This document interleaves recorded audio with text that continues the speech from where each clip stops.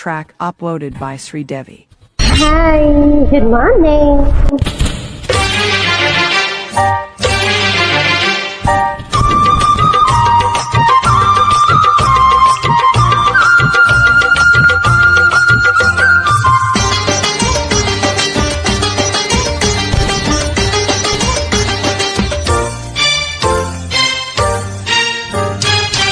కోటప్ప కొండకు వస్తానని మొక్కుకున్నా, కోటప్ప కొండకు వస్తానని మొక్కుకున్నా.